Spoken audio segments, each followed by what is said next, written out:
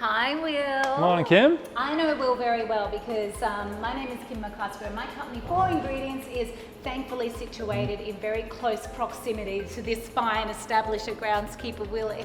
And yesterday, as you know, all of the East Coast started their online learning at home. Yep. So technically a teacher now as well, plus business, plus life, plus these strange times. Jack of far too many trades. So I just looked at my clock and went, surely it's happy hour.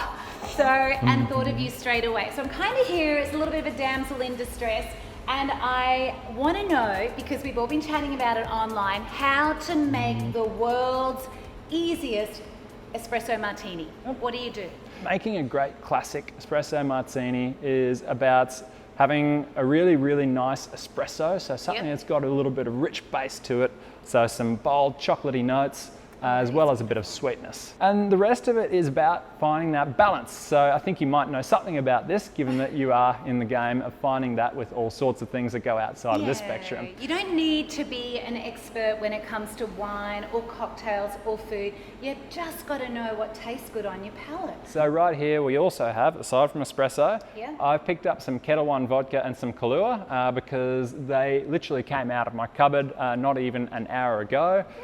You can use other coffee liqueurs, you can use other vodkas, you can also use gin, you can also use rum, you can also use tequila if that's your poison. Really? Yeah. In espresso martinis? Oh goodness, yes.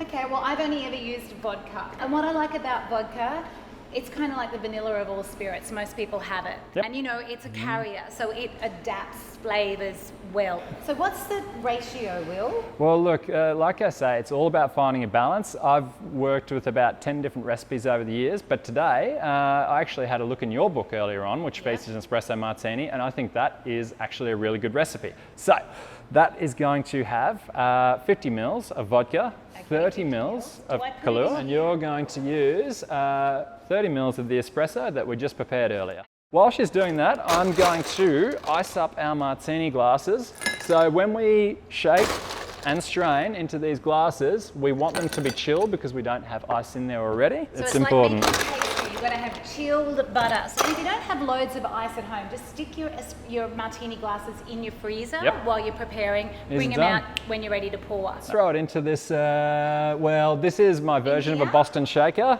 because I broke my other one, apparently. It was my fault. It happened at a time where I can't remember. Okay, so ingredients, 3 ingredients in. What do I do now? So plenty of ice. So at this point in time, I'm gonna get lots more. So a lot of ice is generally, okay, so in here or into your shaker. One thing that happens is that you actually can fit more ice in your shaker, and the more ice the better. And the reason being is because by throwing ice in there and shaking it, you're agitating as well as diluting. So more ice agitates rather than dilutes. And what is the agitation of the 3 ingredients that creates that beautiful thick crema on top? Absolutely. So essentially what is happening here is that this shaking motion is going to seal the oils, and as we agitate it, it's really going to bring out that creamy texture. It's also going to really help us bring the flavors together and create a consistency throughout this beverage. So I always recommend maybe going side on so you don't risk, I guess, taking out everyone in front of you. But other than that, just give it a good rigorous shake. I've seen all styles. Really get it from one side of the cocktail shaker to the other. Your turn.